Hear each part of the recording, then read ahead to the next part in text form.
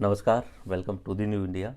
नव भारत निर्माण के इस प्लेटफॉर्म पे आपका स्वागत है and welcome to the lecture series of economic survey. आज हम इकोनॉमिक सर्वे के चैप्टर नंबर 8, जिसमें हम शिक्षा एवं स्वास्थ्य से संबंधित जितनी भी बुनियादी एवं सामाजिक सेवाएं हैं उनके बारे में बात करने वाले हैं। हमारा इकोनॉमिक सर्वे, मैंने आपको बताया, इकोनॉमिक सर्वे काफ़ी इंपॉर्टेंट रोल निभाता है अपने किसी भी ऑब्जेक्टिव टाइप के एग्जाम्स में। मंथली RAS प्री हो, इवन इफ RAS मेंस में भी काफ़ी इंपॉर्टेंट रोल निभाता है। और उसमें सबसे ज़्यादा जो सवाल बनते हैं वो योजनाओं से बनते हैं। वैसे योजनाओं के लिए राजस्थान सरकार की जो फ्लैगशिप स्कीम है उनसे ज़्यादातर सवाल बनने के चांस रहते हैं। फिर भी यहाँ पे इकोनॉमिक सर्वे के अंतर्गत जो इकोनॉमिक सर्वे डिज़ाइन करने वाले लोग हैं, जो अपना आर्थिक एवं सांख्यिकी निदेशालय है, उसने 11 चैप्टर में डिवाइड किया और 8वां और 9वां चैप्टर सिर्फ और सिर्फ ये जो सेवा क्षेत्र की योजनाएं इनके लिए डिसाइड कर दिया। 8वें के लिए उन्होंने बोला कि शिक्षा एवं स्वास्थ्य से रिलेटेड जितनी भी योजनाएं हैं उन पे बात करेंगे, जिसमें शिक्षा में प्राथमिक, माध्यमिक, उच्च माध्यमिक, फिर उसके बाद में ग्रेजुएशन लेवल पे, अपर ग्रेजुएशन लेवल पे, और फिर उसके बाद में उन्होंने समग्र शिक्षा या प्रौढ़ शिक्षा या सतत शिक्षा के बारे में बात करनी होती है। एंड उसके बाद में जब हम चैप्टर नंबर 9 में बात करते हैं तो चैप्टर नंबर 9 को भी वो योजनाओं से रिलेटेड ही लेके चलते हैं। और ये योजनाएं होती हैं उनकी जलापूर्ति से संबंधित, बालकों के कल्याण के रिलेटेड। उसके बाद में चैप्टर नंबर 9 की बात चल रही है। उसके बाद में खाद्य एवं उपभोक्ता मंत्रालय के द्वारा कौन कौन सी योजनाएं चलाई जा रही हैं, सामाजिक न्याय, सामाजिक सुरक्षा पेंशन योजना, विशेष योग्यजन, महिला सशक्तिकरण, किशोरियों के लिए और अल्पसंख्यकों के लिए। तो ये चैप्टर नंबर 8 और चैप्टर नंबर 9 आपके योजनाओं से रिलेटेड हैं। अब ऐसा तो है नहीं कि आप सारी योजनाओं को रट सकें, लेकिन एक बार हमें जो इम्पोर्टेंट एस्पेक्ट हैं उनको कवर करना चाहिए। और जहाँ पे भी जो चीज़ें रटने की होनी चाहिए, जिनको मैं आपको बता सकता हूँ कि ये रट लेना एग्जाम में काफ़ी ज़्यादा पूछे जाने के चांस है, तो उसको हम बार बार रिपीट भी करेंगे। अपना आंसर राइटिंग हो गया उसमें राइट भी करेंगे और उन्हें याद भी करने की कोशिश करेंगे। Okay, so welcome to the chapter number 8, बुनियादी सामाजिक सेवाएं, जिसमें हम अब बात करने वाले हैं चैप्टर नंबर 8 में शिक्षा एवं स्वास्थ्य के बारे में। शिक्षा को इकोनॉमिक सर्वे वालों ने तो थोड़ा अच्छे तरीके से डिज़ाइन नहीं किया, बेतरतीब कर दिया है। कोशिश उन्होंने करी है लेकिन उतना अच्छे से डिज़ाइन नहीं किया। हमने उसे प्रॉपर वे में डिज़ाइन कर दिया है। पहले हम ये समझेंगे शिक्षा का महत्व क्या है, शिक्षा क्या है। तो सब जानते हैं उस चीज़ को, तो उसको एक्सप्लेन करने की ज़रूरत नहीं रहेगी। तो हम प्रारंभिक शिक्षा से बात करेंगे। प्रारंभिक शिक्षा इन द सेंस कि 5वीं तक और 8वीं तक के जो स्कूल होते हैं, 8वीं तक की जो शिक्षा होती है प्रारंभिक शिक्षा, तो उसके अंतर्गत जो भी एस्पेक्ट दिए गए हैं, जैसे पुस्तकालय, निःशुल्क पाठ्य पुस्तक वितरण किया जाता है, विद्यार्थी सुरक्षा दुर्घटना बीमा योजना हो, उसके अलावा मॉडल स्कूल्स, बाल वाटिका, समग्र शिक्षा को बढ़ावा देने के लिए बहुत सारे प्रयास किए गए हों, पुरस्कार दिए जाते हों, नवाचार किए जाते हों, डिजिटल तरीके से जेंडर ऑडिटिंग की जाती हो, ये सब जो है वो प्राथमिक शिक्षा के बारे में हम बात करने वाले हैं। देन आप सब जानते हैं माध्यमिक शिक्षा अपना 10th 12th तक का, तो उसके लिए भी कुछ प्रयोग किए गए हैं, वो भी हम यहाँ पे लिखेंगे। फिर एक आता है अपना साक्षरता एवं सतत शिक्षा। बहुत सारे लोग जो शुरुआत में शिक्षा ग्रहण नहीं कर पाए, उनकी उम्र अधिक हो चुकी है और पढ़ नहीं पाए, तो उनको भी शिक्षा से कनेक्ट करने के लिए राजस्थान सरकार के द्वारा बहुत सारी प्रौढ़ शिक्षा की स्कीम्स चलाई जाती हैं, योजनाएं चलाई जाती हैं, जैसे कि नव भारत साक्षरता कार्यक्रम चलाया जा रहा है, तो उनके बारे में हम बात करनी होगी। फिर उच्च शिक्षा में ग्रेजुएशन टेक्नोलॉजी भी होगी, उसके अलावा अपना मेडिकल लेवल का भी होगा। एंड देन संस्कृत विभाग के बारे में लिखा है, तो दो कुछ इंपॉर्टेंट एस्पेक्ट संस्कृत विभाग के, उसके अलावा तकनीकी शिक्षा और चिकित्सा शिक्षा। एंड देन फिर अपना आता है चिकित्सा वाला, तो चिकित्सा की योजनाएं होती हैं। सो एक बार मैं आपको फिर से रिमाइंड कराता हूँ कि हमारी जब इकोनॉमिक सर्वे चल रही है, तो मैंने आपको बोला था इकोनॉमिक सर्वे को हम 11 चैप्टर में देखेंगे। पहले में हमने वृहद आर्थिक परिदृश्यों का डाटा देखा, दूसरे में मैंने आपको कृषि एवं संबंधित क्षेत्र से रिलेटेड जो एस्पेक्ट थे उनके बारे में बात की थी, तीसरे में ग्रामीण विकास के बारे में बात कर ली थी। देन फिर हम आ गए थे उद्योगों पे चौथे नंबर पे, 5वें नंबर पे हमने आधारभूत संरचना का विकास बात कर लिया था, 6वें नंबर पे हम सेवा क्षेत्र में आ गए थे, 7वें नंबर पे हमने शहरीकरण देख लिया था। 8वां और 9वां योजनाओं से रिलेटेड है, 8वां शिक्षा स्वास्थ्य की, और 9वां बाकी जितनी भी बालकों की, महिलाओं की, अल्पसंख्यकों की और जो दिव्यांग हैं उनके लिए एक तरीके से सामाजिक सुरक्षा के लिए जो भी योजनाएं हैं वो 9वां चैप्टर। एंड 10th चैप्टर जो होगा राजस्थान सरकार के वित्त पोषण से रिलेटेड, और 11th चैप्टर जो होने वाला है सतत विकास से रिलेटेड होगा, इंक्लूसिव ग्रोथ से रिलेटेड होगा।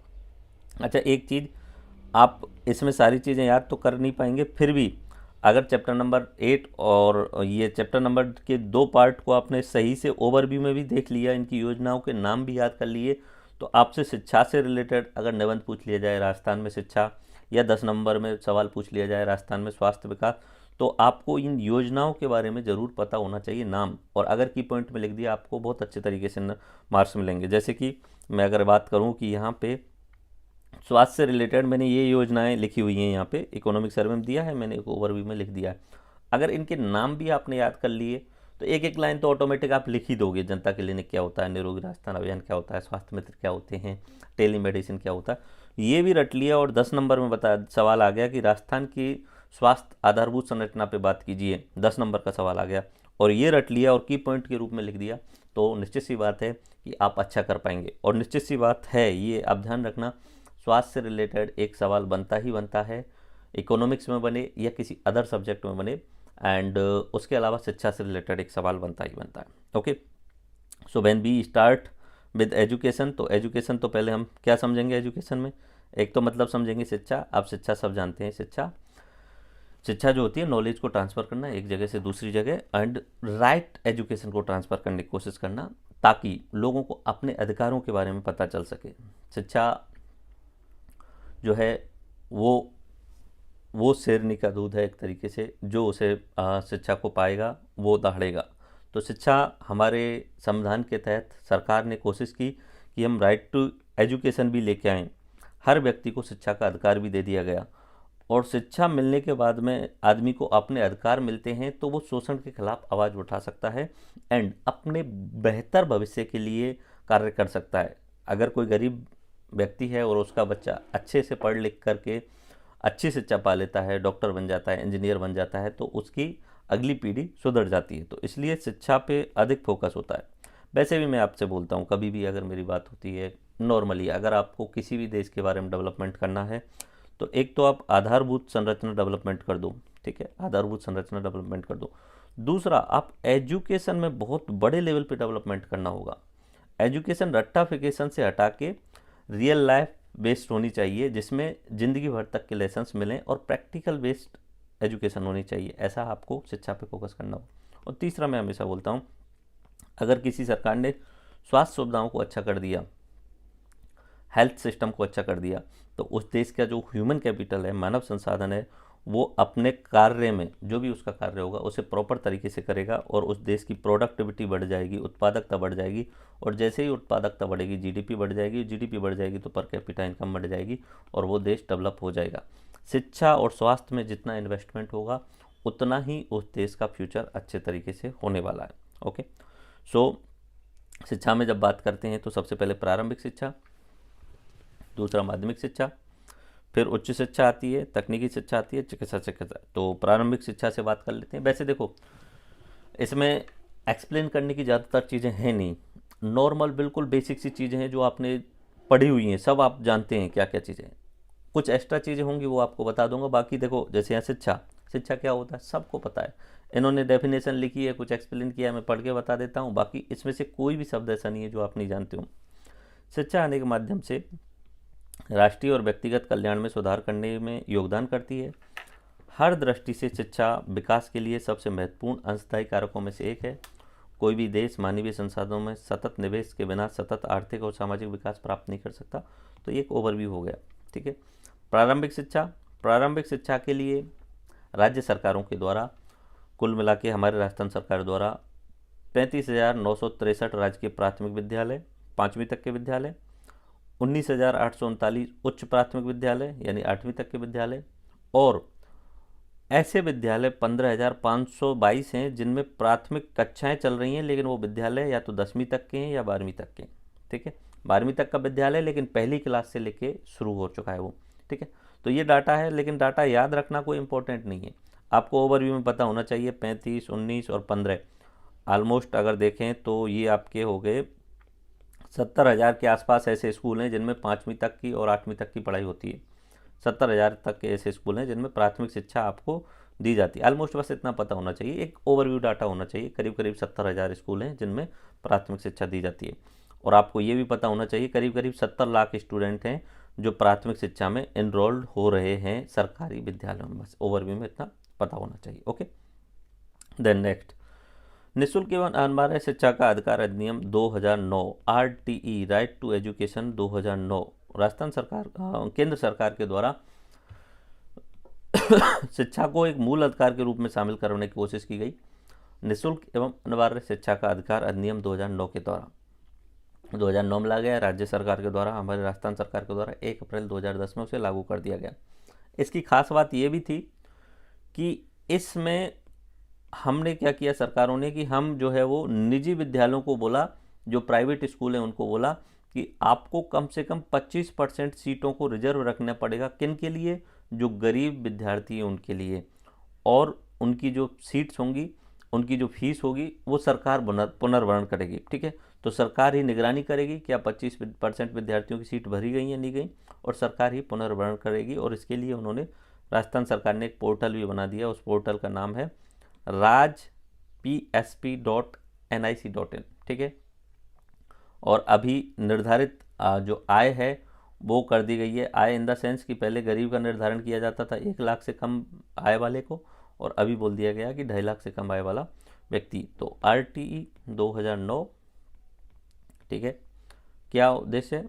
अगर निजी विद्यालय है, निजी विद्यालय में 25% सीट रिजर्व रखो। किसके लिए? गरीबों के लिए। ठीक है, गरीबों के लिए आप रिजर्व रखो। इनके लिए जो निगरानी है वो राज्य सरकार करेगी, और इनका पुनर्भरण, क्योंकि प्राइवेट में तो फीस लगती है, तो उस फीस को निजी स्कूलों के लिए सरकार देगी। ओके, और अभी 2.5 लाख तक की सीमा कर दी गई है उसके माता पिता की आय की। बच्चे के जो माता पिता होगा 2.5 लाख तक अगर है तो उस पर ही उसे गरीब मान लिया जाएगा। उसके बाद में बाल वाटिका एक तरीके से जो आप पहली कक्षा शुरू करते हो उससे पहले LKG UKG होती है, उस तरीके की क्लास शुरू करने का प्रारंभ किया गया। तो हमारी राष्ट्रीय शिक्षा नीति 2020 आई थी, उसमें राजकीय विद्यालयों में बाल वाटिका एवं पूर्व प्राथमिक शिक्षाएं प्रारंभ करने का प्रावधान किया गया था। तो अगर कोई बालक है और वो एडमिशन लेने जा रहा है तो उसके लिए उन्होंने बोला कि LKG और UKG, ठीक है, UKG LKG lower kindergarten and UKG upper kindergarten, इस तरीके से बच्चों के लिए क्लास होती है। पहली क्लास से पहले शुरुआत करने के लिए एक तरीके से स्कूल में जाने का अनुभव कराना, बच्चों को खिलाना, बच्चों को खेलने के लिए टॉयज वगैरह देना, तो एक तरीके से बच्चे को स्कूल के लिए आकर्षित करने की शुरुआत होती है LKG एंड UKG में। ओके, फिर उसके अलावा बाल वाटिका योजना में अगर कोई बालक 4 से 6 साल का हो गया है तो सिर्फ 1 साल के अंतर्गत ही उसे बाल वाटिका के द्वारा तैयार कर देना और क्लास 1 में नेक्स्ट ईयर प्रवेश करवा देना।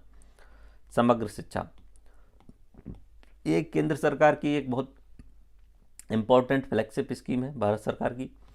अब समग्र शिक्षा का मतलब हो गया कि सरकार ने जो प्लान किया है कि सबको हमें साक्षर करना है, हर बच्चे को हमें शिक्षा देनी है। तो शिक्षा देने के लिए आपको एक प्रॉपर तरीके से सार्वभौमिकीकरण कराने के लिए आपको प्रॉपर तरीके से प्रचार प्रसार करना होगा। तो समग्र शिक्षा का प्रचार बहुत अच्छे तरीके से किया। ये मैंने जो आप प्रचार देखते थे स्कूल चले हम, ठीक है, आपने काफ़ी बार स्कूल TV वगैरह में देखा होगा, वो समग्र शिक्षा के अंतर्गत ही वो प्रचार वगैरह होते थे। समग्र शिक्षा समयबद्ध तरीके से प्राथमिक और माध्यमिक शिक्षा के सार्वभौमिकरण की उपलब्धि के लिए भारत सरकार का फ्लैगशिप कार्यक्रम है। इसके मुख्य उद्देश्य गुणवत्तापूर्वक शिक्षा प्रदान करना, छात्रों को सीखने के परिणामों को बढ़ाना एंड लैंगिक अंतर को कम करना। ठीक है, जो बालक और बालिका होते हैं उनके अंदर का जो अंतर होता है, सोच होती है, उसको कम करना। समानता और समावेशन को सुनिश्चित करना, कुछ फिक्स मानक तय कर देना कि इतने मानक तो मिलने चाहिए स्कूली शिक्षा में। स्कूली शिक्षा में व्यावसायिक तक तो बढ़ावा देना। और ये जो RTE अधिनियम 2009 आया है तो राज्य सरकारों को जो क्रियान्वयन करेंगी उनमें सहायता करना। ठीक है, तो ये होता है समग्र शिक्षा, हर कंडीशन में हर व्यक्ति तक शिक्षा को पहुंचाना। उसके अलावा स्कूलों में पुस्तक फ्री में बांटी जाती हैं। किसके द्वारा? राज्य पाठ्य पुस्तक मंडल जयपुर के द्वारा 1 से 8वीं बांटी जाती हैं। और फिर ये चूँकि प्राथमिक वाला बात है तो प्राथमिक का लिख दिया, आगे भी आएगा निःशुल्क पाठ्य पुस्तक वितरण, तो उसमें 8 से 12 तक की भी दिया जाएगा। ठीक है, इसमें भी वही प्रावधान है कि 108 तक तो कंप्लीट ही है, फिर 9 से 12 में आने पे वो आय वर्ग देखा जाता है कि उनके माता पिता की आय जो है वो 2.5 लाख से कम होनी चाहिए, बट वो कोई बड़ी बात नहीं है। शिक्षा को बढ़ावा देखने के लिए अन्य पहल, कस्तूरबा गांधी महाविद्यालय खोले गए। ठीक है, और इसका उद्देश्य ये था कभी भी नामांकित नहीं हुई और बीच में विद्यालय छोड़ देने वाली बालिकाओं को कस्तूरबा गांधी विद्यालयों में नामांकित करने के लिए प्राथमिकता दी जाती है। इन बालिकाओं को ब्रिज कोर्स शिक्षण प्रदान किया जाता है ताकि वे 6वीं कक्षा की बुनियादी दक्षता हासिल कर सकें। उसके अलावा राज्य के मेवात वाले क्षेत्र में भी 10 मेवात आवासीय बालिका विद्यालय शुरू किए गए। सरकारों के द्वारा मॉडल विद्यालय भी शुरू किए जा रहे हैं जिनका नाम रखा गया है स्वामी विवेकानंद राजकीय मॉडल विद्यालय। ठीक है, तो हमारे राज्य के 186 आर्थिक दृष्टि से पिछड़े ब्लॉकों में 27 जिलों के 134 ब्लॉकों में 134 जो है वो स्वामी विवेकानंद राजकीय मॉडल विद्यालय खोले जा चुके हैं, संचालित हो रहे हैं। ओके, किशोरी बालिकाओं के लिए बालिका सशक्तिकरण कार्यक्रम, बालिकाएं जो होती हैं उनके लिए सशक्तिकरण एम्पावरमेंट के लिए कुछ स्कीम्स चला दो, जैसे कि कुछ अवार्ड दे दो। मीना राजू एवं गार्गी मंच, समाज में सामाजिक मुद्दे पर जागरूकता पैदा करना, जैसे कि बाल विवाह, दहेज प्रथा और बीच में पढ़ाई छोड़ चुकी अनियमित और अनामांकित छात्राओं के माता पिता को अपनी बेटियों को विद्यालय भेजने के लिए प्रेरित करना। कक्षा 6 से 8 में पढ़ने वाली बालिकाओं को इसमें शामिल तो एक तरीके से जागरूकता फैलाने के लिए एक मंच बनाया गया जो कि बाल विवाह, दहेज प्रथा, अगर पढ़ाई छोड़ चुकी बच्चियां हैं उनको दोबारा से जोड़ने के लिए, प्रेरित करने के लिए माता पिता को। तो ये मंच जो है वो एक तरीके से वहाँ प्रेरित भी करेगा और इसमें जो अच्छा काम करेंगे उनको अवार्ड भी दिया जाता है। बालिका शिक्षा के लिए नवाचार, रानी लक्ष्मीबाई आत्मरक्षा प्रशिक्षण, जिसे हम सक्षम के नाम से जाना जाता है, लड़कियों के लिए आत्मरक्षात्मक प्रशिक्षण देना योजना बालिकाओं के नामांकन, ठहराव एवं सीखने की वृद्धि को बढ़ावा देने के लिए लागू की गई। ठीक है, एंड सुरक्षित विद्यालय वातावरण का निर्माण करना, अगर बालिकाओं को आपको स्कूल में प्रवेश दिलाना है तो थोड़ा सा उनको सिक्योरिटी रहनी चाहिए कि हम स्कूल में जाएंगे तो हम सेफ रहेंगे। Okay, online safety in digital learning कौशल, विद्यार्थियों में डिजिटल लर्निंग के कौशल का विकास करना, उन्हें साइबर क्राइम से बचाने के लिए तैयार करना।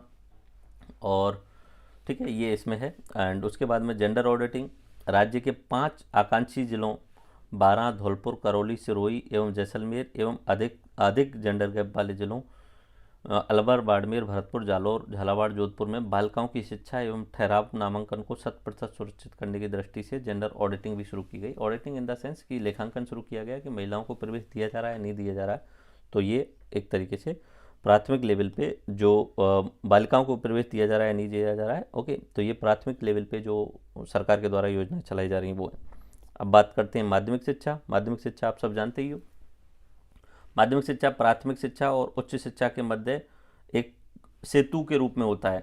विद्यार्थियों को रोजगार एवं उद्यमिता के तैयार करने के लिए वर्तमान में माध्यमिक शिक्षा के अंतर्गत 17,365 राजकीय उच्च माध्यमिक विद्यालय संचालित हो रहे हैं। डाटा याद नहीं रहे तो कोई दिक्कत नहीं है, इतना पता होना चाहिए 70,000 जो हैं वो स्कूल एक तरीके से प्राथमिक लेवल तक के हैं और करीब करीब 17,000 जो हैं वो माध्यमिक लेवल तक के हैं। ठीक है, ये थोड़ा सा आप डाटा याद रहना चाहिए। ओके, अब माध्यमिक लेवल के लिए महात्मा गांधी राजकीय विद्यालय अंग्रेजी माध्यम की स्थापना की गई सरकार के द्वारा। महात्मा गांधी जी की 150वीं जयंती थी 2019 में, तो उस समय अंग्रेजी माध्यम के स्कूल खोले जाने थे। तो 2019-20 के बजट में ऐसा घोषणा कर दिया गया। तो 1 से 12 तक के विद्यार्थी जो स्कूल थे, पहले तो उन्होंने बोला था हर ज़िले में एक एक, फिर बाद में उन्होंने बढ़ा करके अब 2000 महात्मा गांधी विद्यालय जो हैं वो प्रस्तावित किए गए हुए हैं। ओके, उसके बाद में इंदिरा गांधी प्रियदर्शनी पुरस्कार।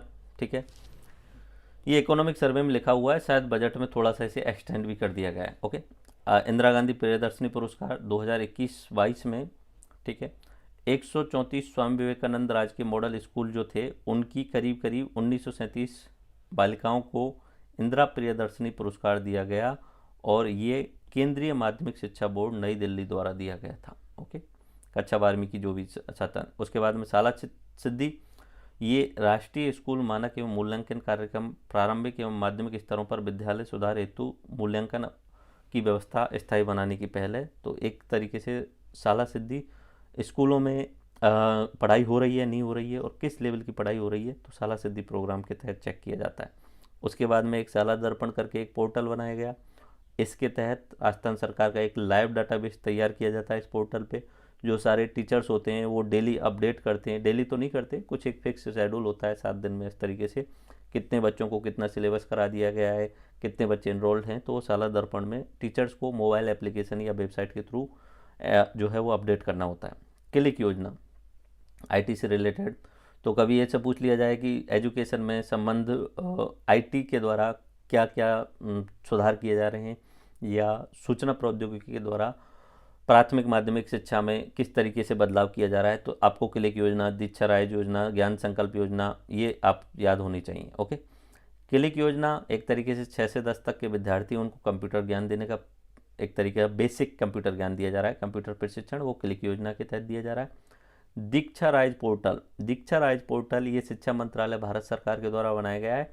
अगर आप इसे खोलेंगे तो इस पर बहुत सारी वेब सामग्री आपको मिल जाएगी, ई सामग्री पोर्टल आपको मिल जाएगा बहुत सारा। ठीक है, दीक्षा, ये आ गया diksha.gov.in।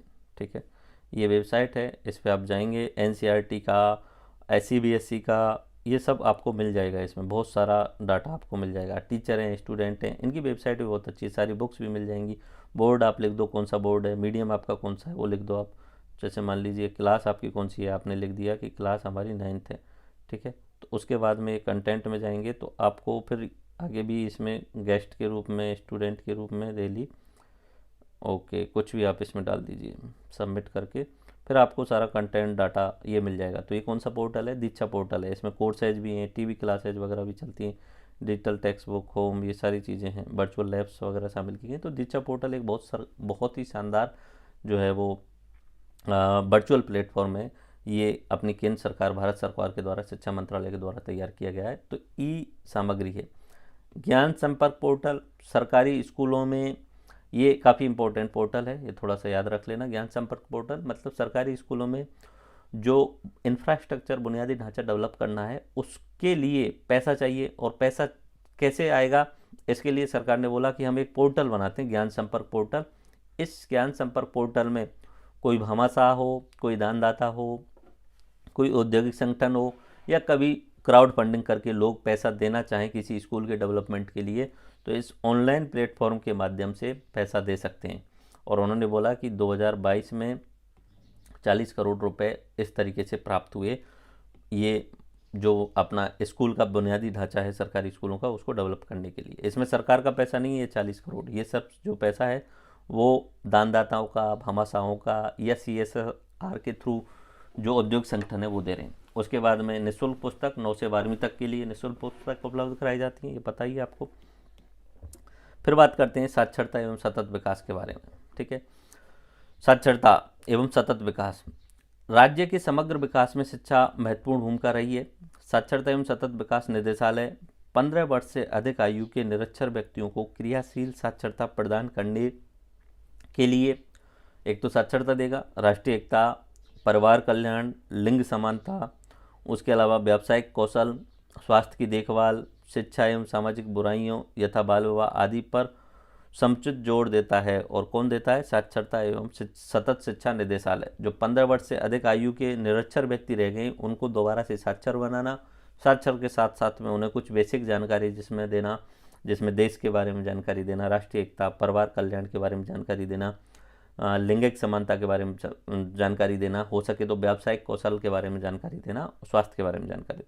नव भारत साक्षरता कार्यक्रम, ये भी उसी तरीके से है, भारत सरकार के द्वारा चलाया गया, 33 जिलों में 1 अप्रैल 2022 से लागू किया गया, केंद्र प्रवर्तित, केंद्रीय स्पॉन्सर्ड योजना है ये नव भारत साक्षरता कार्यक्रम। इस योजना में राज्य के ग्रामीण व शहरी क्षेत्रों में 15 वर्ष से अधिक आयु वर्ग के व्यक्तियों को साक्षर करने के लिए शामिल किया गया है। और ये पूर्णतः स्वयं सेवक आधारित जन अभियान है।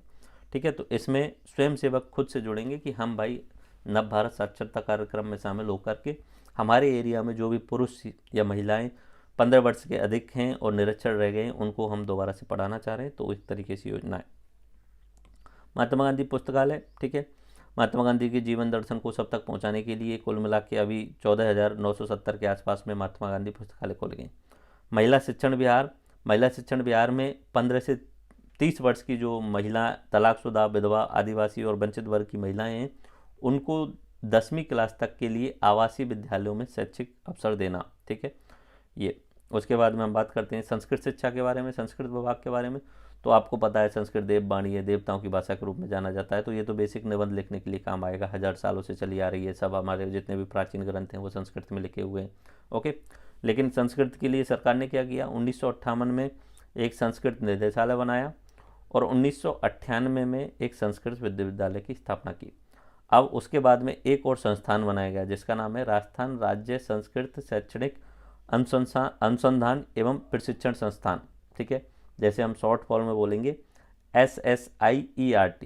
ठीक है, राजस्थान राज्य संस्कृत शैक्षणिक अनुसंधान एवं प्रशिक्षण संस्थान, ये ध्यान रखना है। इसके द्वारा संस्कृत शिक्षा विभाग के विद्यालयों की कक्षा 1 से 8 के लिए पाठ्यक्रम का निर्धारण किया जाता है इसके द्वारा ही। ओके, उसके बाद में 9 से 12वीं तक का जो संस्कृत पाठ्यक्रम होता है उसकी समीक्षा की जाती है और सिफारिश दी जाती है कि इस तरीके से इसमें चेंज कर सकते हो। इसी के द्वारा SSIERT के द्वारा द्विवर्षीय संस्कृत शिक्षण का प्रशिक्षण कार्यक्रम का निर्धारण एवं समीक्षा पाठ्यपुस्तक दी जाती है। सेवारत शिक्षकों को शिक्षण प्रदान किया जाता है, प्रशिक्षण प्रदान किया जाता है। ठीक है, और संस्कृत शिक्षा विभाग में कार्यरत शिक्षकों को शोध कार्य के लिए तैयार किया जाता है। ठीक है, तो ये बेसिक चीज़ें हैं। ये SSIERT के बारे में 3-4 पॉइंट याद कर लेना, मेंस में पूछा जा सकता है। प्री में कोई सवाल नहीं बनेगा, प्री में 2 सवाल बन सकते हैं। संस्कृत निदेशालय की स्थापना 1958 में और संस्कृत विश्वविद्यालय की शुरुआत 1998 में। अब बात करते हैं उच्च शिक्षा। उच्च शिक्षा आप सब जानते ही हैं, जिसमें अपने कॉलेज वगैरह होते हैं उनमें शिक्षा। तो इस समय कॉलेजों की संख्या हमारे राजस्थान में 2531 है, इकोनॉमिक सर्वे में ऐसा लिखा है। बाकी बढ़ गई होगी अभी तो निश्चित सी बात है, बट इकोनॉमिक सर्वे में जो लिखा है वो आप देख लेना। ओके, इनमें अगर मैं बोलूँ, याद तो कर नहीं सकते और याद करना भी नहीं है, बस ओवर भी पता होना चाहिए। 2500 के आसपास हमारे राजस्थान में कॉलेज हैं। ओके, आज़ादी के टाइम पे सिर्फ 7 कॉलेज थे और अब 2500 के आसपास है, तो बहुत सारे बढ़ गए। इन्होंने इसे डिवाइड किया है कि 474 सरकारी कॉलेज हैं, 16 जो हैं वो लॉ से रिलेटेड हैं। उसके अलावा 2000 से अधिक निजी कॉलेज हैं, 2 वित्तपोषी संस्थाएं हैं, 6 निजी सहभागिता पर स्थापित हैं। उसके अलावा 8 डीम्ड यूनिवर्सिटी हैं, 28 राज्य वित्त पोषित विश्वविद्यालय हैं, 22 निजी क्षेत्र के विश्वविद्यालय हैं। तो ये थोड़ा सा ये ध्यान रख लेना, ये यूनिवर्सिटी है और ये कॉलेज की संख्या है। ओके, एंड इसमें सबसे इम्पोर्टेंट एक योजना आती है, वो योजना थोड़ा सा आप देख लेना।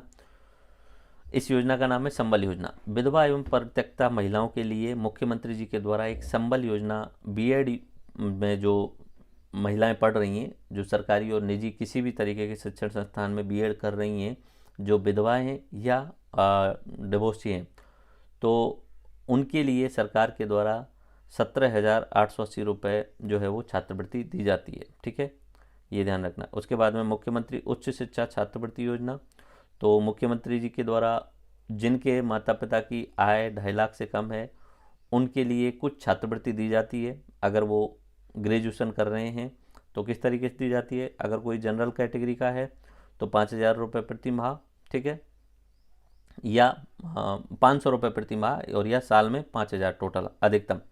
ठीक है, और विकलांग है अगर कोई तो उसके लिए 1,000 रुपये प्रति माह, और कुल मिला के 1 साल के अंतर्गत 10,000, उससे ज़्यादा नहीं। ओके, वैसे 12,000 होने चाहिए लेकिन यहाँ पे अपर लिमिट लगी हुई 10,000 तक की। ओके, अल्पसंख्यक छात्राओं के लिए जो 12वीं में 75% से अधिक ला रही हैं उनके लिए भी 1,000 रुपये प्रति माह ये दिया जाता है।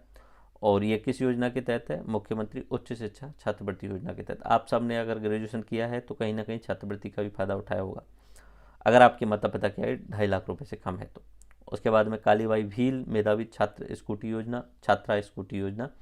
तो कोई भी जो भील भील बालिकाएं हैं तो उनके लिए इसके अंतर्गत जो है वो सिर्फ भील नहीं, इसके अंतर्गत RBSC द्वारा आयोजित सीनियर सेकेंडरी परीक्षा में न्यूनतम 65%, RBSC में 65% और CBSE में 75% लाने वाली जो भी बालिकाएं पात्र होंगी उनके लिए एक स्कूटी दी जाती है, और भील आदिवासी महिलाओं के लिए दी जाती है। ठीक है, उसके बाद में एक और योजना है स्कूटी से रिलेटेड, देवनारायण छात्रा स्कूटी योजना। ये MBC होते हैं, जो अति पिछड़ा वर्ग है, मोस्ट बैकवर्ड कम्युनिटी, उसकी बालिकाओं के लिए अगर वो RBSC और CBSE में 50% से अधिक ले आते हैं तो उनके लिए स्कूटी दी जाती है।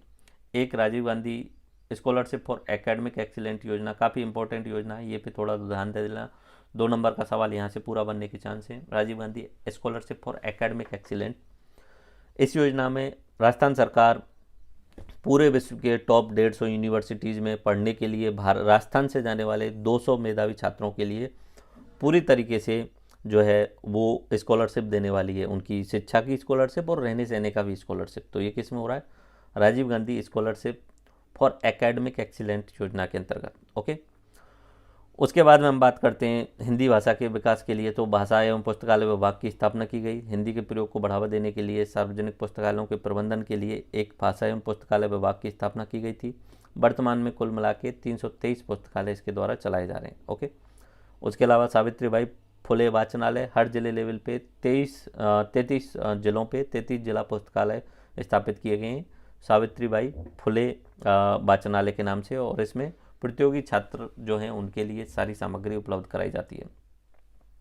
ई सामग्री संबंधी सुविधा वर्तमान में केवल राजकीय लोक संभागीय पुस्तकालय कोटा में है, जिसमें बच्चे जाकर के ई पुस्तक पढ़ सकते हैं, ई जनरल, ई मैगजीन्स, ई समाचार पत्र, ई पत्रिका और डाटाबेस आदि देख सकते हैं। अब बात करते हैं तकनीकी शिक्षा के बारे में। टेक्निकल एजुकेशन भारत विज्ञान एवं प्रौद्योगिकी युग का साक्षी है। वर्तमान समय में तकनीकी शिक्षा की भारी मांग है। तकनीकी शिक्षा विशिष्ट व्यापार, हस्तकला एवं व्यावसायिक ज्ञान प्रदान करता है। तो तकनीकी टेक्निकल जो अभी टेक करने वाले विद्यार्थी होते हैं, अब इन्होंने डाटा लिखा है, एक बार पढ़ लो, याद हो जाए तो ठीक है, नहीं तो याद करने की ज़रूरत नहीं है। कुल मिला के हमारे राजस्थान में 82 इंजीनियरिंग कॉलेज हैं, जिनमें से 17 सरकारी हैं और 65 निजी हैं। ठीक है, कुल मिला के करीब 29,000 बच्चे प्रतिवर्ष एडमिशन ले सकते हैं, लेकिन आजकल एडमिशन हो ही नहीं रहे हैं, वहाँ पे बच्चे जा ही नहीं रहे। उसके अलावा 49 जो हैं वो मैनेजमेंट से रिलेटेड कॉलेज हैं, जिनमें 7 सरकारी हैं और 42 जो हैं वो निजी संस्थान हैं। ओके, जिनमें कुल मिला के इतने स्टूडेंट जो हैं वो प्रशिक्षण जो है वो प्रवेश ले सकते हैं। ओके, अब फिर उन्होंने बोला है कुछ विश्वविद्यालयों के नाम, तो वो थोड़ा सा याद रख लेना, क्योंकि प्री एग्जाम में आपसे पूछे जा सकते हैं कि ये विश्वविद्यालय कहाँ पे। मैं एक एक करके पढ़ के बोल देता हूँ, वो आप देख लेना। ओके, मैं शुरू कर रहा हूँ यहाँ पे। सबसे पहला तो RTU कोटा, ठीक है, ज़्यादातर इसी से पढ़े हुए इंजीनियरिंग स्टूडेंट होते हैं। उसके बाद में इंजीनियरिंग का एक नया विश्वविद्यालय बीकानेर तकनीकी विश्वविद्यालय बीकानेर में। उसके बाद में MBM विश्वविद्यालय जोधपुर में, ये ऑटोनोमस अलग से संस्था है, ये अपना ही एक अलग से विश्वविद्यालय चलाता है। ओके, उसके बाद में मोहनलाल सुखाड़िया विश्वविद्यालय उदयपुर में है। ठीक है, ये ध्यान रखना, मोहनलाल सुखाड़िया विश्वविद्यालय कहाँ पे? उदयपुर में। महाराणा प्रताप कृषि और प्रौद्योगिकी विश्वविद्यालय उदयपुर में है। ठीक है, कृषि विश्वविद्यालय जोधपुर में है, एवं गोविंद गुरु जनजाति विश्वविद्यालय बांसवाड़ा में। ये भी ध्यान रख लेना, आपसे सवाल पूछा जा सकता है प्री में। गोविंद गुरु जनजाति विश्वविद्यालय कहाँ पे? बांसवाड़ा में। इसके अतिरिक्त हमारे राजस्थान में एक IIT है, ठीक है, और एक IIT है, IIIT है, ठीक है, कोटा में। ये IIT जो है वो जोधपुर में है, IIIT कोटा में, ठीक है। और अभी खोला गया है IIIT, लेकिन अभी उसके अलावा ये अभी चल रहा है MNIT जयपुर के कैंपस में। ठीक है, MNIT जयपुर में है ही, और एक IIM है उदयपुर में। ठीक है, ऑब्जेक्टिव में याद रख लेना। IIM कहाँ पे? उदयपुर में है। IIT कहाँ है? जोधपुर में। IIIT कोटा में खोला जाएगा, बट अभी उसकी बिल्डिंग तैयार नहीं हुई है, तो NIT जयपुर में चल रहा है वो। ओके, उसके अलावा आपसे पूछ लिया जाए गुरु गोविंद जनजाति विश्वविद्यालय कहाँ पे है? तो बांसवाड़ा में, ये ध्यान रख लेना। अब बात करते हैं चिकित्सा से रिलेटेड एजुकेशन की। तो हमारे राजस्थान में कुल मिला के 30 मेडिकल कॉलेज हैं, ठीक है, जिनमें 6 सरकारी हैं, एक RUHS वाला है, ओके, और 12 मेडिकल एजुकेशन सोसाइटी राज मैस के तहत जो है वो रजिस्टर्ड हैं। एक ESI कॉलेज है अलवर में, एक अखिल भारतीय मीराबाई आयुर्विज्ञान संस्थान जोधपुर में। तो ये ऑब्जेक्टिव टाइप का सवाल, अखिल भारतीय मीराबाई आयुर्विज्ञान संस्थान कहाँ पे? जोधपुर में। और बाकी बचे हुए 9 प्राइवेट हैं। ओके, उसके अलावा केंद्रीय प्रवर्तित योजना के 2य चरण में धौलपुर, 3य चरण में श्रीगंगानगर, चित्तौड़गढ़, सिरोही में मेडिकल कॉलेज खोले गए हैं। ओके, और जिनका प्रारंभ हो गया है, तो ये ध्यान रख लेना, नए जो कॉलेज श्रीगंगानगर, चित्तौड़गढ़ और सिरोही में शुरू हो चुके हैं, धौलपुर में भी। ओके, उसके अलावा केंद्रीय प्रवर्तित योजना के 3य चरण के अंतर्गत 15 मेडिकल कॉलेज अलवर, बारा, इन जिलों में स्वीकृति दी गई है, और 2019 में इनको स्वीकृति मिल चुकी है, जिन पे अब काम चल रहा है। चिकित्सा एवं स्वास्थ्य, ये निबंध लिखने के लिए कुछ इंपॉर्टेंट चीज़ है, आप पढ़ लो, याद कर सकते हो, इनमें समझाने का कुछ है नहीं, जस्ट बोल देता हूँ। राज्य सरकार समाज के कमज़ोर वर्गों, गरीबों एवं ज़रूरतमंदों के लिए विशेष जोर देने के साथ साथ सभी के लिए आवश्यक स्वास्थ्य सुविधाएं प्रदान करने के उद्देश्य से सार्वजनिक स्वास्थ्य नीति के प्रमुख स्वास्थ्य सुधारों को लागू करने के लिए निरंतर प्रयास है। राज्य सरकार राज्य के लोगों को उपचारात्मक और निवारात्मक सेवाएं प्रदान करने के लिए संक्रामक एवं अन्य बीमारियों के नियंत्रण एवं उन्मूलन के लिए प्रतिबद्ध है। ठीक है, तो ये बस एक ओवरव्यू के रूप में लिखा हुआ है, शिक्षा एवं स्वास्थ्य पता होना चाहिए। अब यहाँ पे एक निबंध के रूप में पूछा जा सकता है, कोविड महामारी के टाइम पे राजस्थान सरकार द्वारा किस तरीके से जो मैनेजमेंट किया गया था, क्या क्या योजनाएं चलाई गई थी, तो वो आप थोड़ा सा याद रख लेना। राज्य के सभी जिला मुख्यालयों में कोविड-19 के RT-PCR टेस्ट की सुविधा उपलब्ध है, जिनमें 36 राजकीय संस्थानों में राजकीय लैब संचालित हैं, जिनकी कुल क्षमता जो है वो 1.45 लाख टेस्ट प्रतिदिन करने की क्षमता है। ओके, कोविड के संरक्षण के लिए वैसे आप तो पूछा नहीं जाना चाहिए, फिर भी आपको ओवरव्यू में पता होना चाहिए। ठीक है, अगर आपसे पूछ ले, अभी पूछ ले तो मान लीजिए पूछ लीजिए कि राजस्थान सरकार द्वारा कोविड-19 को रोकथाम करने के लिए क्या क्या प्रयास किए गए, तो वो ये सब आपको पता होना चाहिए। ठीक है, थोड़ा सा डाटा अगर याद करें तो को देख लेना। एंड ये ऑक्सीजन से रिलेटेड है, ICU बिस्तरों की संख्या बढ़ा करके इतनी कर दी गई ये है। ओके, और ICU बिस्तरों की कुल क्षमता जो थी राज्य के मेडिकलों में 645 थी, जो बढ़ाकर इतनी कर दी गई है। वर्तमान में मेडिकल कॉलेज से जुड़े विभिन्न अस्पतालों में कुल 149 ऑक्सीजन उत्पादक संयंत्र स्थापित किए गए हैं। वर्तमान में राजकीय मेडिकल कॉलेज से संबंधित अस्पतालों में 38,500 सिलेंडर प्रतिदिन क्षमता वाले 18 लिक्विड मेडिकल ऑक्सीजन प्लांट की स्थापना की गई। तो एक ओवरव्यू में पढ़ता होना चाहिए, बाकी इतना इंपॉर्टेंट है नहीं, क्योंकि कोविड-19 जा चुका है और ये ख़त्म हो चुका है। बट सरकार के द्वारा इस इकोनॉमिक सर्वे में लिखा गया था, तो मैंने लिख दिया, ये सब आपको याद करने का है। ठीक है, इसमें मोस्टली समझाने का कुछ है नहीं, जो समझाने की चीज़ें होती है मैं बता देता हूँ। अब देखो ऐसा है, बहुत सारी योजनाओं में आपको चीज़ें याद करनी पड़ेंगी समझने के अलावा। ठीक है, बट चिकित्सा एवं स्वास्थ्य चिकित्सा पे बात करते हैं तो बहुत सारी योजनाएं, ये योजनाओं के नाम याद कर लेना, बट इनके रिलेटेड डाटा आपको ऑटोमेटिक खुद से ही थोड़ा बहुत अनुमान लग जाएगा। निरोगी राजस्थान अभियान, स्वास्थ्य मित्र, जनता क्लिनिक, सार्वजनिक निजी भागीदारी इन हेल्थ सेक्टर, मुख्यमंत्री निःशुल्क निरोगी राजस्थान योजना, मुख्यमंत्री चिरंजीवी स्वास्थ्य बीमा योजना, मुख्यमंत्री चिरंजीवी जीवन रक्षा योजना, CM चिरंजीवी दुर्घटना बीमा योजना, कोविड वैक्सीनेशन, टेलीमेडिसिन, राजस्थान सरकार का स्वास्थ्य योजना, राजस्थान गवर्नमेंट हेल्थ सर्विस योजना, एंड आयुर्वेद एवं अन्य चिकित्सा पद्धतियों पर कितना जोर दिया गया है। राष्ट्रीय आयुष मिशन, राष्ट्रीय जननी शिशु सुरक्षा योजना, राष्ट्रीय स्वास्थ्य मिशन NHM, आशा सहयोगिनी क्या है, 108 टोल फ्री नंबर क्या है, ये ओवरव्यू में आपको पता होना चाहिए। हेल्थ के बारे में बता दिया। अब ये देख लो, निरोगी राजस्थान अभियान, राजस्थान के समस्त नागरिकों की स्वास्थ्य सेवाओं एवं उनकी रोकथाम के लिए 18 दिसंबर 2019 को निरोगी राजस्थान अभियान की शुरुआत की गई, जिनमें निम्नलिखित गतिविधियां की जा रही हैं। पहला तो जनसंख्या नियंत्रण, तो परिवार कल्याण कार्यक्रम के द्वारा। उसके अलावा वृद्धावस्था की स्वास्थ्य समस्याओं का समाधान। ठीक है, महिला स्वास्थ्य पे फोकस, मौसमी जो संक्रामक बीमारी हैं उनको रोकथाम। उसके अलावा किशोरावस्था, जो किशोर एडल्ट होते हैं उनकी जो बीमारियां होती हैं, कुपोषण की, मोटापा की, या महिलाओं में महामारी या स्वच्छता की बीमारी होती है, उनसे बचाव के उपाय। कुछ असंक्रामक बीमारियां भी होती हैं, उनके रिलेटेड सुधार करने की कोशिश। टीकाकरण एवं वयस्क टीकाकरण, संपूर्ण टीकाकरण जैसे बोल सकते हो, बच्चों को टीकाकरण दिया जाना ताकि बीमारियां नहीं हो। ड्रग एवं जो बीमारियां होती हैं, ड्रग्स, तंबाकू, शराब से एक तरीके से लत को छुड़ाने की कोशिश करना, और खाद्य मिलावट से सुधार करने के लिए निरोगी राजस्थान अभियान चलाया गया 18 दिसंबर 2019 में। तो ये सब शामिल किया गया कि हमें हमारे राजस्थान को निरोगी बनाना है, तो हम इन सब पे काम करेंगे और इन सब के लिए अलग अलग योजना चलाएंगे। परिवार कल्याण के लिए अलग चलाएंगे, वृद्धों के लिए अलग चलाएंगे, महिला स्वास्थ्य के लिए अलग चलाएंगे, संक्रामक बीमारियों के लिए कोशिश करेंगे, किशोर अवस्था स्वास्थ्य के लिए भी हम प्रयास करेंगे, असंक्रामक बीमारियों के लिए अलग से प्रयास करेंगे। उसके बाद में एक इम्पोर्टेंट स्वास्थ्य मित्र, आपने आसपास में सुना ही होगा। राज्य के प्रत्येक राजस्व ग्राम एवं शहरी वार्ड में एक स्वास्थ्य मित्र महिला एवं पुरुष का चयन करके प्रशिक्षण दिया गया है। मित्र जनता को चिरंजीवी स्वास्थ्य शिविरों में भाग लेने के लिए प्रोत्साहित करते हैं और उन्हें स्वास्थ्य के प्रति जागरूक करते हैं। ठीक है, स्वास्थ्य मित्र एक तरीके से ग्राम लेवल पे या शहरी वार्ड लेवल पे एक एक पुरुष या महिला का चयन किया गया, उन्हें प्रशिक्षण दिया गया और उनको राजस्थान सरकार की जो योजनाएं चलाई जा रही हैं उन योजनाओं को जनता के लिए बताना होता है स्वास्थ्य मित्रों के द्वारा। जनता क्लिनिक वही कॉन्सेप्ट नॉर्मल सा ही है।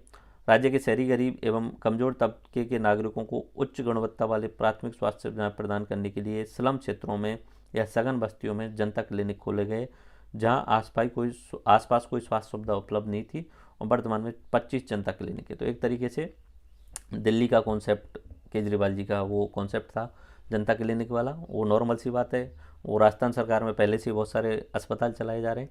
तो यहाँ पे बहुत सारे जो स्लम्स एरिया हैं और जहाँ पे सघन बस्ती है वहाँ पहले से कोई हॉस्पिटल है ही नहीं, तो वहाँ पे जनता क्लिनिक खोल दी गई। मुख्यमंत्री निःशुल्क निरोगी राजस्थान योजना, ठीक है, ये योजना 1 मई 2022 से मुख्यमंत्री निःशुल्क दवा एवं मुख्यमंत्री निःशुल्क जांच योजना के विस्तार के रूप में शुरू की गई। इस योजना के अंतर्गत मेडिकल कॉलेज से जुड़े चिकित्सालयों, जिला चिकित्सालयों में, कम्युनिटी हेल्थ सेंटर में, प्राइमरी हेल्थ सेंटर्स में एवं उप स्वास्थ्य केंद्रों में आने वाले सभी इंडोर और आउटडोर मरीजों को निःशुल्क आवश्यक दवाएं एवं जांच की सुविधा प्रदान की जाती है। तो एक तरीके से एक तो डेट याद रखना, मुख्यमंत्री निःशुल्क निरोगी राजस्थान योजना, और ये कुछ भी नहीं है, जो पहले वाला निःशुल्क दवा योजना थी और निःशुल्क जांच योजना थी, दोनों का मिक्स है ये। ओके, कोई भी आओ, आईपीडी में आओ या ओपीडी में आओ, ठीक है।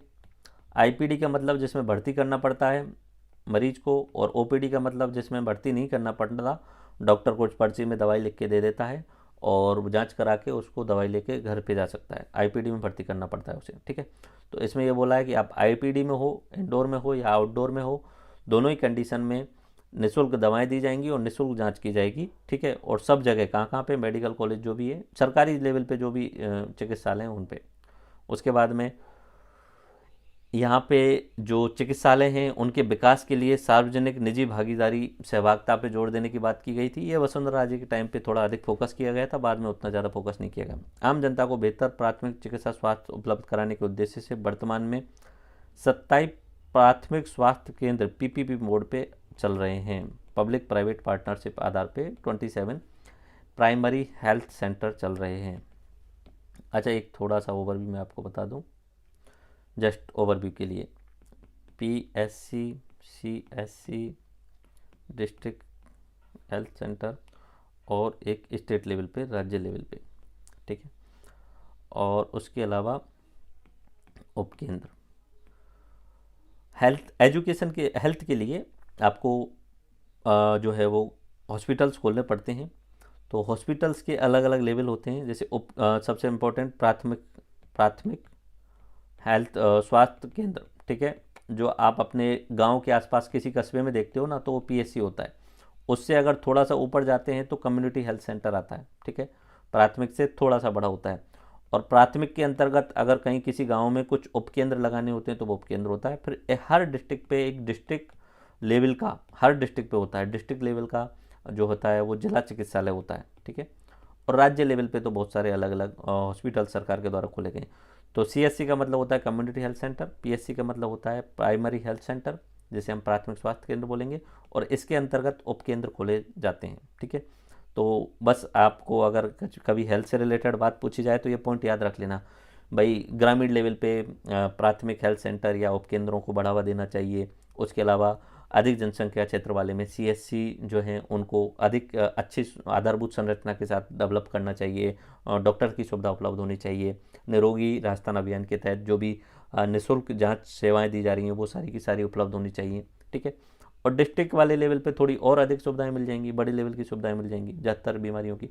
राज्य लेवल पे आपको पता है एसएमएस जो है वो है, एसएमएस में अभी 22 मंजिला ट्विन टावर भी बनाया जा रहा है, बहुत बड़ा, जिसके लिए करीब करीब 1500 करोड़ से ज़्यादा रुपए का बजट आवंटन भी किया जा चुका है। ट्विन टावर एसएमएस के जस्ट पास में, और बहुत बड़ा जो बनने वाला है, आई थिंक नॉर्थ इंडिया में बहुत सबसे बड़ा, दिल्ली के हॉस्पिटल को छोड़ के बाकी सब जगह से बड़ा एसएमएस का एक पार्ट बनने वाला है ट्विन टावर के रूप में, ओके। जहाँ पे हेलीकॉप्टर भी उतर सकता है, टेली हेलीपैड बोलते हैं जैसे, ओके। शुद्ध के लिए युद्ध अभियान, ठीक है, डेट याद रख लेना 26 अक्टूबर 2020 से, ठीक है। इसका मतलब वही है कि खाने पीने की जो वस्तुएं हैं वो शुद्ध होनी चाहिए, ठीक है। राष्ट्रीय आयुष मिशन, ये केंद्र सरकार का मिशन है।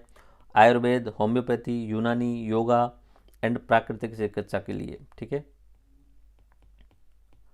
आयुष, ठीक है, ये ध्यान रख लेना। इससे याद आयुर्वेद, यूनानी, होम्योपैथी, योगा, योगा यूनानी, ठीक है, और एस शायद ये नेचुरल के रिलेटेड ही है। तो ये है अपना आयुर्वेद, होम्योपैथी, यूनानी, योग एवं प्राकृतिक चिकित्सा। इनके विकास के लिए राष्ट्रीय आयुष मिशन शुरू किया गया था और भारत सरकार के दिशा निर्देशों के अंतर्गत राजस्थान राज्य आयुष सोसाइटी एवं राष्ट्रीय आयुष मिशन कार्यालय की स्थापना की गई थी। कोविड वैक्सीनेशन डाटा दिया है, कुल मिला के 11.51 करोड़ जो है वो डोज हमारे राजस्थान में लगाई जा चुकी हैं, ठीक है। राष्ट्रीय स्वास्थ्य मिशन, ये सबसे इम्पोर्टेंट है, जैसे जिस तरीके से समग्र शिक्षा का मिशन था उसी तरीके से ये है, ठीक है। राष्ट्रीय स्वास्थ्य मिशन, राष्ट्रीय स्वास्थ्य मिशन NHM व्यक्तिगत, परिवार, समुदाय एवं विशेष रूप से स्वास्थ्य प्रणाली के स्तरों पर नियमित रूप से प्रभावी स्वास्थ्य देखभाल के प्रावधानों को सुनिश्चित करने के लिए एक राष्ट्रीय प्रयास है। मिशन में ग्रामीण स्वास्थ्य के साथ साथ शहरी स्वास्थ्य पर भी केंद्र किया गया। अब NHM जिस समय चला था वो सबसे बड़ी योजना थी, बट अभी के टाइम पे तो उससे भी बड़ी योजनाएं आ गई हैं, ठीक है। अभी जैसे राजस्थान में चिरंजीवी जीवन बीमा योजना आ गई, तो अपने आप में एक बहुत बड़ा रेवोल्यूशनरी सिस्टम है और वो बाकी राज्य भी इम्प्लीमेंट करने की कोशिश कर रहे हैं। ये इस मामले में अशोक गहलोत जी ने सबसे अच्छा काम किया है, ठीक है, अभी वो देखने वाले। राजस्थान सरकार के द्वारा एक एम्बुलेंस सेवा भी चलाई जा रही है, 108 नंबर पे आप कॉल करके अगर आप कोई परेशानी है और कोई बीमार है तो आपातकालीन सेवा कभी भी शुरू कर दे। ये शुरू की गई थी सितंबर 2008 में। 108 नंबर पे कॉल करो, आपके घर में एम्बुलेंस आ जाती है और फ्री में आपको लेके जाती है। उसके अलावा mobile medical unit, mobile medical van, तो मेडिकल वैन इसके अंदर कुछ चिकित्सा की सुविधाएं उपलब्ध होंगी, ठीक है। ये भी 2008-9 में शुरू की गई थी, उस समय अशोक गहलोत जी की सरकार थी तो उस समय शुरू की गई थी। तो ग्रामीण क्षेत्रों में महीने में 20 निःशुल्क चिकित्सा शिविर लगाते हैं, जहां सामुदायिक स्वास्थ्य केंद्र, प्राथमिक स्वास्थ्य केंद्र और उपकेंद्र जैसी बुनियादी सुविधा उपलब्ध नहीं है, वहाँ पे मेडिकल यूनिट जाती है, ठीक है, या मेडिकल वैन जाती है और चिकित्सा शिविर लगाती है, ठीक है। उसके अलावा हम बात करते हैं आयुर्वेद एवं चिकित्सा पद्धतियाँ। राज्य में 122 आयुर्वेद चिकित्सालय हैं, ठीक है, बस यही है और इनमें कुछ खास है नहीं। 45 आंचल प्रसूता केंद्र हैं, 45 चरावस्था जन्य व्याधि निवारण केंद्र हैं, 46 पंचकर्म केंद्र हैं, 10 छाड़ सूत्र केंद्र हैं, 33 योगा एवं प्राकृतिक चिकित्सा का अनुसंधान केंद्र भी हैं, ओके। राजस्थान जननी सुरक्षा शिशु सुरक्षा योजना, शिशु मृत्यु दर और प्रसव के दौरान उच्च मातृ मृत्यु दर होती है, उसको कम करने के लिए राजस्थान जननी शिशु सुरक्षा योजना, माता की और शिशु की दोनों की सुरक्षा करने के लिए राजस्थान जननी और शिशु सुरक्षा योजना शुरू की गई, जिसमें गर्भवती महिलाओं एवं शिशुओं को निःशुल्क चिकित्सा एवं अन्य सुविधाएं भारत सरकार के सहयोग से उपलब्ध कराई जा रही हैं। इस योजना के अंतर्गत निःशुल्क दवाइयाँ, उपभोग की वस्तुएं, प्रयोगशाला जांच, भोजन, ब्लड से रिलेटेड सुविधाएं और यातायात की सुविधाएं भी फ्री में उपलब्ध कराई जाती हैं कि आप जो है वो किसी भी सरकारी हॉस्पिटल में जाके बच्चे का जन्म करवाओ, ताकि आपको ये सुविधाएं भी मिलेंगी और जो मृत्यु दर है वो कम होगी, ओके। आशा सहयोगिनी, ये काफ़ी इम्पोर्टेंट पुराने समय पे जो अपना राष्ट्रीय हेल्थ मिशन ग्रामीण था, NRHM, ठीक है, नेशनल रूरल हेल्थ मिशन, ये 2005 में जो शुरुआत की गई थी की स्थापना के बाद से मान्यता प्राप्त सामाजिक कार्यकर्ता, ठीक है, आशा जिन्हें बोलता है, ने NRHM गतिविधियों के क्रियान्वयन के एक महत्वपूर्ण भूमिका निभाई, ठीक है। तो आशा सहयोगी अगर गांव में रहते हैं तो आप सब जानते होंगे कि जो केंद्र सरकार और राज्य सरकार की जितनी भी योजनाएं होती हैं उनको गांव के लेवल पे हर घर में जा के बताना और टीकाकरण करवाना। आपके घर पे जो पल्स पोलियो के लिए जो दवाइयाँ पिलाने आती थी वो आशा सहयोगिनी ही होती थी, उनका बहुत इंपॉर्टेंट योगदान रहा। आशा कार्यक्रम को सामुदायिक प्रक्रिया हस्तक्षेप के एक प्रमुख घटक के रूप में पेश किया गया। 16 वर्ष की अवधि में यह कार्यक्रम दुनिया के सबसे बड़े सामुदायिक स्वास्थ्य कार्यकर्ता कार्यक्रम के रूप में विकसित हुआ। That's important thing. और इससे स्वास्थ्य में लोगों की जन भागीदारी को सक्षम करने के लिए महत्वपूर्ण योगदान माना जाता है, ठीक है। आशा एक सामुदायिक स्तर की कार्यकर्ता है जिसकी भूमिका स्वास्थ्य के बिंदुओं पर जागरूकता पैदा करना है। यह समुदाय एवं स्वास्थ्य सेवाओं के बीच में एक कड़ी है। राजस्थान में आशा को आशा सहयोगिनी के नाम से जाना जाता है। यह चिकित्सा एवं स्वास्थ्य विभाग एवं महिला बाल विकास विभाग के बीच में एक संयुक्त कार्य करता है। आशा सहयोगिनी की भूमिका एवं उत्तरदायित्व स्वास्थ्य देखभाल में एवं फैसिलिटेटर के कार्य, स्वास्थ्य कार्यकर्ता के साथ मिलकर चिकित्सा सुविधाएं उपलब्ध करवाना। यह स्वास्थ्य विभाग एवं महिला बाल विकास विभाग के मध्य समन्वय का कार्य करती है। ठीक है, तो ये आशा सहयोगिनी का अगर आपसे 2 नंबर या 5 नंबर में पूछा जाए तो ये पॉइंट याद रख लेना। एक तो स्थापना NRHM जो हुआ था 2005 में, उसके तहत मान्यता प्राप्त सामाजिक कार्यकर्ता के रूप में आशा सहयोगिनी की शुरुआत की गई और इनका मुख्य काम कार्य का था जो भी चिकित्सा से रिलेटेड जितनी भी जागरूकता फैलानी है वो, और उसके अलावा एक समुदाय और प्राथमिक चिकित्सा केंद्र जो है, क्योंकि हर गांव का व्यक्ति प्राथमिक चिकित्सा केंद्र नहीं जा पाता है, तो जो भी सुविधाएं प्राथमिक चिकित्सा केंद्र पे मिल रही हैं उनको गांव के लोगों के पर घर जाके बताना होता है। ओके, ये होता था। उसके अलावा ग्राम स्वास्थ्य एवं स्वच्छता व पोषण समिति VHSNC स्वास्थ्य देखभाल सेवाओं एवं स्वास्थ्य को जन आंदोलन बनाने के लिए ग्राम स्वास्थ्य एवं स्वच्छता समितियों का गठन किया गया। ठीक है, सरपंच वार्ड पंच की अध्यक्षता में 43,480 गाँवों में ग्राम स्वास्थ्य एवं स्वच्छता समितियों का गठन किया गया। समिति के अन्य सदस्य आशा सहयोगिनी, एक तरीके से एक समिति बनाई गई जिसमें सरपंच और वार्ड पंच होते हैं अध्यक्ष के रूप में, उसके साथ में आशा सहयोगिनी होती है, आंगनबाड़ी कार्यकर्ता होते हैं, स्वास्थ्य कार्यकर्ता होते हैं, NGO, सेल्फ हेल्प ग्रुप, महिला स्वास्थ्य संघ के प्रतिनिधि भी होते हैं। तो एक ग्राम स्वास्थ्य एवं स्वच्छता पोषण समिति, इसमें प्री में सवाल बन सकता है आपसे कि ग्राम स्वास्थ्य एवं स्वच्छता पोषण समिति के अंतर्गत निम्न में से कौन शामिल होते हैं। एक तो सरपंच वार्ड पंच शामिल होते हैं इस समिति के अंतर्गत, आशा सहयोगिनी शामिल होती है, आंगनबाड़ी कार्यकर्ता शामिल होते हैं, NGO, SHC यानी सेल्फ हेल्प ग्रुप के सदस्य शामिल होते हैं, महिला स्वास्थ्य संघ के प्रतिनिधि शामिल होते हैं।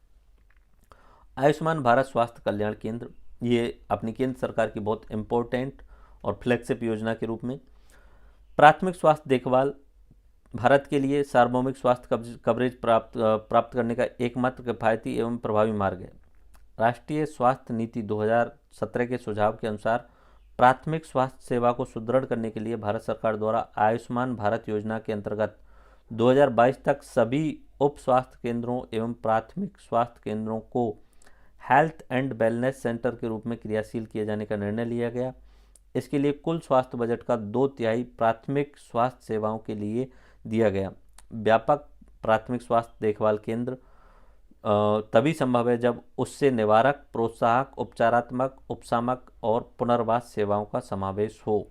ठीक है, उसके बाद में इसमें कोई डाटा है यहाँ पे, ये है व्यापक प्राथमिक स्वास्थ्य देखभाल केंद्र। ठीक है, comprehensive primary health care centre के अंतर्गत स्वास्थ्य एवं कल्याण केंद्रों पर प्रदान की जाने वाली सेवाएं, गर्भावस्था एवं बच्चों के जन्म के समय देखभाल, ये जो अपने कॉम्प्रिहेंसिव प्राथमिक हेल्थ सेंटर बना दिए गए हैं उन पे, नवजात एवं शिशु की देखभाल, बाल्यकाल एवं किशोरावस्था की देखभाल, परिवार नियोजन, गर्भ निरोधक सेवाएं एवं अन्य प्रजनन सेवाएं प्रदान करना, संक्रामक रोगों की बीमारी, गैर संक्रामक रोगों की बीमारी का इलाज, तीव्र सरल बीमारी एवं मामूली बीमारियों के लिए सामान्य ओपीडी सेवाएं, ये सब कहाँ पे होने वाली है? आयुष्मान के तहत जो अपने PHC हैं, प्राइमरी हेल्थ सेंटर, उनको नाम बदल के उन्होंने किया है, इसका हम नाम करेंगे कॉम्प्रिहेंसिव प्राइमरी हेल्थ सेंटर, और ये सारी सुविधाएं दी जाएंगी। ओके, टेलीमेडिसिन, ये ऑनलाइन तरीके से जो है वो ऑनलाइन तरीके से मेडिसिन सुविधाएं उपलब्ध प्रदान करना। अगर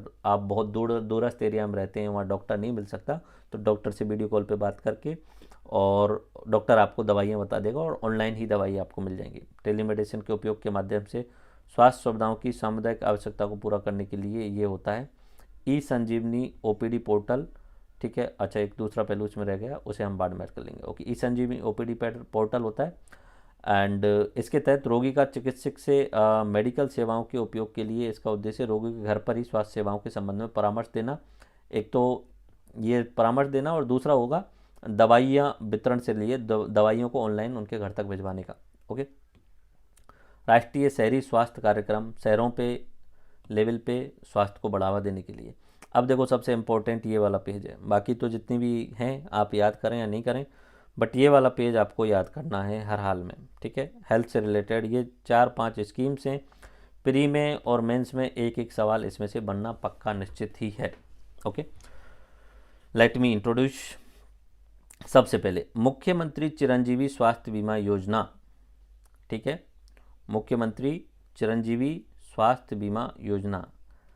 तो ये संयुक्त राष्ट्र विकास कार्यक्रम द्वारा निर्धारित सतत विकास के लक्ष्यों में परिभाषित सार्वभौमिक स्वास्थ्य देखभाल के लक्ष्य को प्राप्त करने की दिशा में आगे बढ़ते हुए एक ओवरव्यू में भूमिका बनाई है।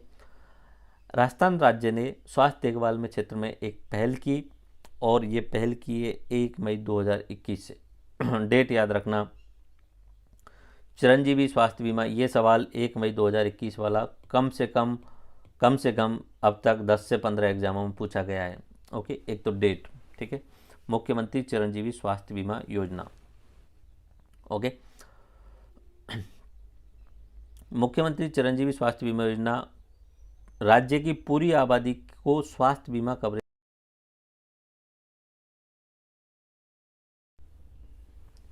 तो हर व्यक्ति को इसके अंतर्गत शामिल किया जाएगा। इस योजना के तहत एक तो है कौन कौन पात्र होंगे, थोड़ा सा ये ध्यान रख लेना। इस योजना के तहत एक तो है अपने जो भी बीपीएल धारक हैं, ठीक है, राष्ट्रीय खाद्य सुरक्षा के तहत जो जिनको अनाज मिल रहा है वो सब ऑटोमेटिक शामिल हो गए, ठीक है, चिरंजीवी बीमा योजना के तहत। उसके अलावा 2011 की जनगणना में जो भी लोग सामाजिक आर्थिक पिछड़े रूप से थे और जिनको राष्ट्रीय खाद्य सुरक्षा का जो है वो फ़ायदा मिल रहा है वो सब। उसके अलावा छोटे एवं सीमांत किसान, संविदा कर्मी, जो भी संविदा पे लगे हुए कर्मचारी हैं, कोविड-19 में अनुग्रह योजना के लाभार्थी, इन सबको ऑटोमेटिक ही, ये ध्यान रखना, ये प्री का भी है और मेंस का भी 2 नंबर का सवाल है, आपसे मेंस में पूछा जा सकता है कि चिरंजीवी योजना में स्वतः शामिल होने वाले जो लाभार्थी हैं वो कौन हैं, तो आपको पता होना चाहिए। एक तो जो 2011 का सेंसस था उसके आधार पे जिनको राष्ट्रीय खाद्य सुरक्षा मिशन के तहत फ्री में जो है वो अनाज दिया जा रहा है वो। उसके अलावा छोटे और सीमांत किसान, संविदा कर्मी और कोविड-19 में अनुग्रह योजना के अंतर्गत लाभार्थी, ये सब किस में शामिल हो जाएंगे, मुख्यमंत्री चिरंजीवी बीमा योजना में ऑटोमेटिक शामिल हो जाएंगे। मान ली 80% लोग तो इसी के अंतर्गत शामिल हो जाएंगे ऑटोमेटिक ही। बचे 20% लोग, चूँकि 80% इसलिए बोला मैंने, राष्ट्रीय खाद्य सुरक्षा के अंतर्गत ज़्यादातर लोग आ जाते हैं हमारे राजस्थान में, 75% के आसपास आ जाते हैं।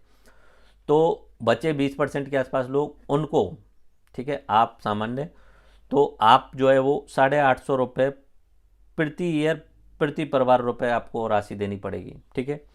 850 रुपये सरकार मिलाएगी और आपको 25 लाख रुपए तक का बीमा हो जाएगा। 25 लाख रुपए तक का बीमा हो जाएगा। नाम मात्र सिर्फ 850 रुपये आपको देना होगा, 50% सरकार मिला देगी उसमें। 850 और 850 एक तरीके से कुल मिला के प्रीमियम कितना है इसका, 1700 रुपये का, जिसमें से आधा आप दे रहे हो, आधा सरकार दे रही है। उसके बाद में आपको जो है वो सारी सुविधाएं मिलेंगी इस चिरंजीवी योजना के तहत।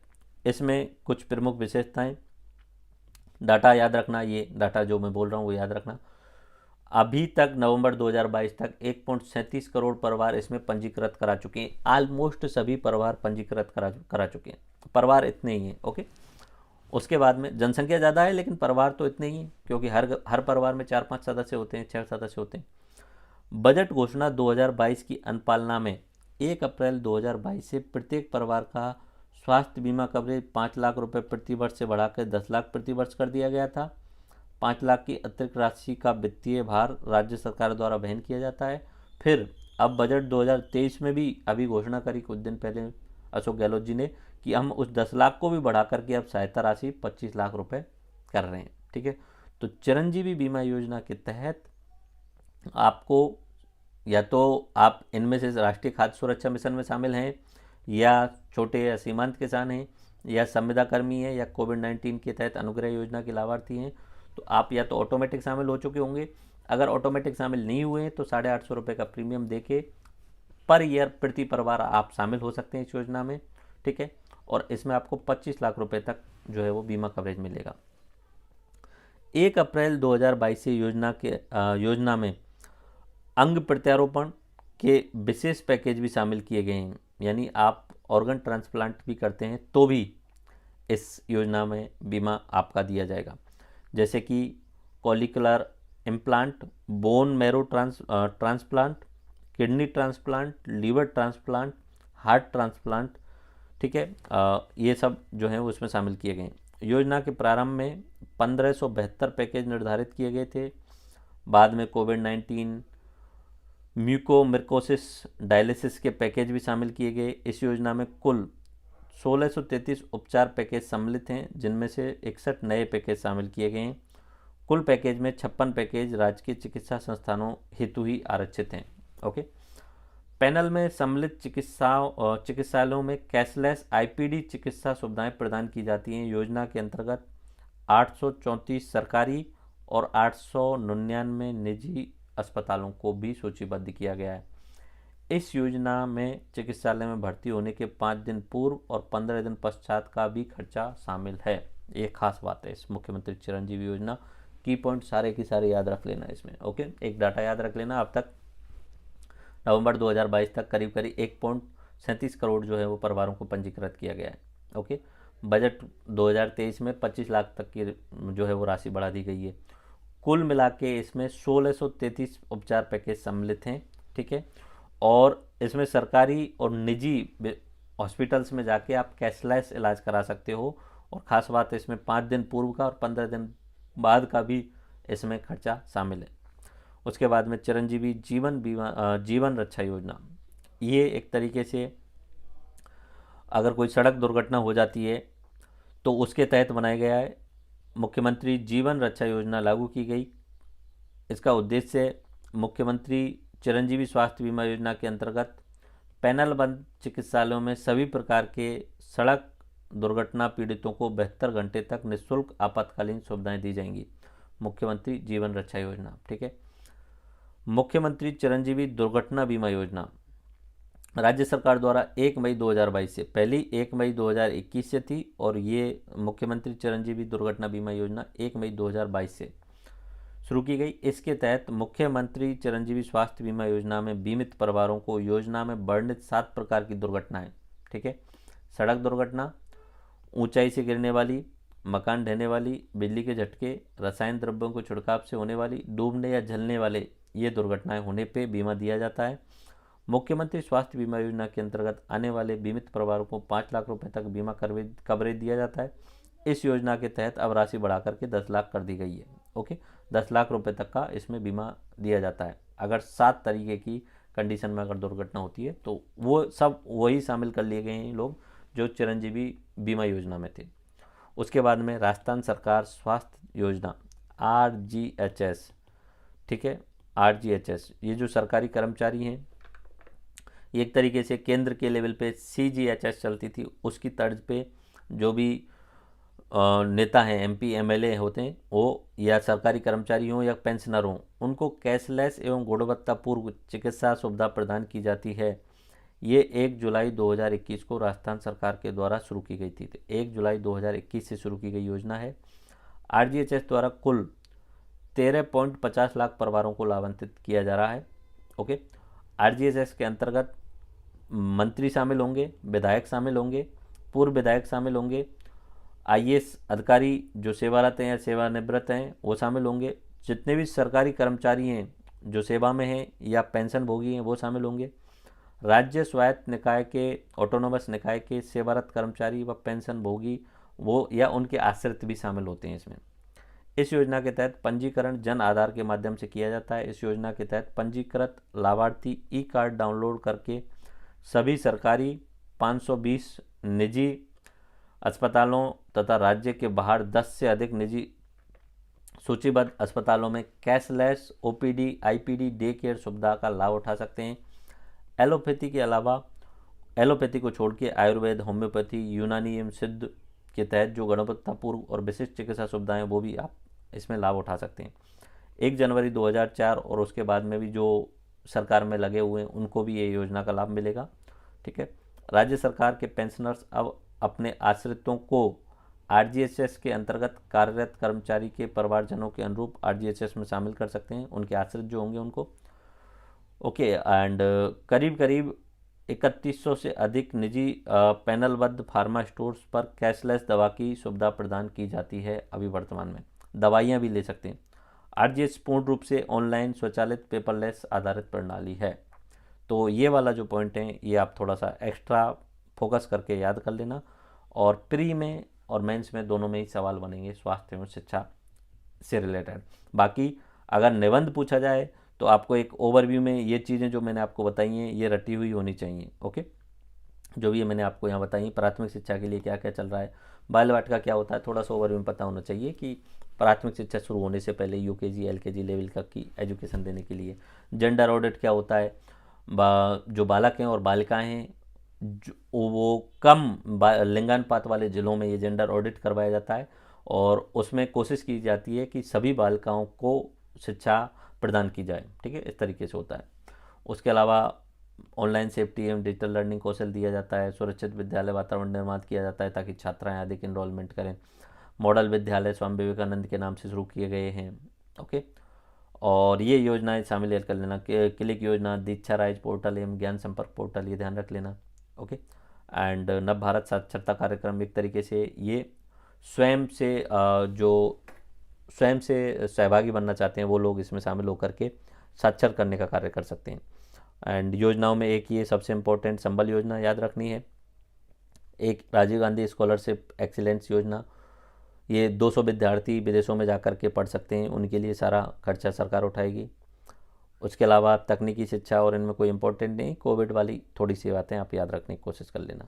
और अगर मैं बात करूं हेल्थ वाले की, तो हेल्थ में जो है वो सबसे इम्पोर्टेंट एक तो ये हो गया स्वास्थ्य मित्र, ध्यान रख लेना। सबसे इम्पोर्टेंट तो अपने यही है सीएम चिरंजीवी जीवन रक्षा, सीएम स्वास्थ्य बीमा योजना, जीवन रक्षा योजना और सीएम चिरंजीवी दुर्घटना बीमा योजना और राजस्थान सरकार का RGHS, इनसे सबसे ज़्यादा सवाल बनेंगे। बाकी एक नंबर आप याद रख लेना, हेल्थ से रिलेटेड 108 टोल फ्री नंबर है। ठीक है, आयुष्मान भारत मिशन केंद्र सरकार के द्वारा चलाया गया, इसी के तहत अपने राजस्थान में मुख्यमंत्री चिरंजीवी स्वास्थ्य बीमा योजना भी चलाई जा रही है इसी के अंडर। ठीक है, तो आई थिंक ये लेक्चर का बेसिक तो समझ में आ गया होगा। बहुत सारी चीज़ें इसमें याद करने की हैं, समझने की बजाय याद करने की हैं। एंड आप कोशिश कीजिएगा इस लेक्चर के जो भी टास्क हों उनको पूरा करें और चीज़ों को रिपीट करके याद करने की कोशिश करें। धन्यवाद, जय हिंद। नेक्स्ट लेक्चर में हम मिलेंगे, उसमें हम जितनी भी सामाजिक सुरक्षा योजनाएं उन पर बात करने वाले होंगे। Thank you all.